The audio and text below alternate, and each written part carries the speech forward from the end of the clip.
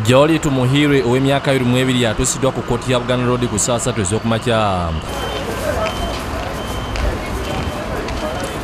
Ono yalina okutandika okuweesebwa ku lukubya wiiki ejja nkyokka okumuvunaana okusimbizibwako olwaleero. Tumuhirwe aluddewo okusimbibwa mu kaguli wadde nga yatuuse ku kkooti saa 3 ez'okumakya. Asimbiddwa mu kussa mukaaga gw'emisana era okuwoza ne kutandika. Tumuhirwe avunaanibwa omusango gw'okutulugunya omwana aneera akamanzi ngono eri kamanzi Angela Mbabazi nga bitakula gatali ku nfu nga 21 omwezi oguwedde. Akiikiriddwa puliida Ladislas Lwakafuzi ng'ate omwe wa gavumenti abadde lino Angozi asibye omulamuzi Lilian Buchana owa Buganda Road Court asooka okuggyayo omusango gw'okutulugunya omwana olwo ne beesigamu gw'okukuba omwana kukikiriza olw'okuza ne kuddamu. The accused was initially charged with the offence of torture contrary to section 4 of the Torture Act. Your Honour, we are withdrawing the charge of torture. Angozi yaleese obujulizi okuli owabasawo nti omwana yafuna ebiwundu ku nnyindo ku mimwa ne ku mugongo n'obukakafu bwa poliisi obulaga nti akatambi tekaali kajingirire. They found wounds inside her mouth, in her nose and on the mouth. Wabula Lwakafuzi obwedde ayimirira okuwabula kkooti ku bigenda maaso. Under section 236, any person who commits an assault occasioning actual bodily harm commits a misdemeanor and is liable to imprisonment for 5 years.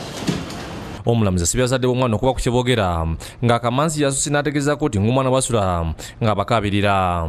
Ategeeza nti Tumuhirwe tamwagaliza kukola maka ga muntu yenna mulala nga n'anamuwasa yesibe bbiri. Asibye omulamuzi amusalira ekibonerezo ekisaanidde. Ever since the incident happened, the baby hardly sleeps at night. She talks in her sleep. That girl beat her. We hope that whatever sentence she gets will be the maximum. I don't think she's deserving to be back in society. I don't think she should be in anyone's house to work with kids. You know, whoever man marries her, I wish him the best, but I don't think she even deserves a man. Ye nnyina w'omwana nga ye Mbabazi ategeeza nti yeetakasa nti Tumuhirwe kye yakola omwana we n'asaba kkooti emulagira agibuulire bwe yasinzira okumutulugunya. We gave her the best comfortable life we could. I just want to know why she did that to that poor girl. Tumuhirwe bamusabye okuba ku kyayogera n'eddamu okwetondera eggwanga bazadde omwana ababala bakatambi nga bwe yakola ku Bbalaza nga ali kkooti ya KCM. Tumuhirwe akyukidde nnyina omwana nga yamutulugunya ekisuse nga kwe kwava obusungu okukuba omwana oyo. Bwe nalaba ng'omukazi alina empisa embi nemusaba 15 wati ngende wa sisita wange omukazi n'agamba ko atoyagala.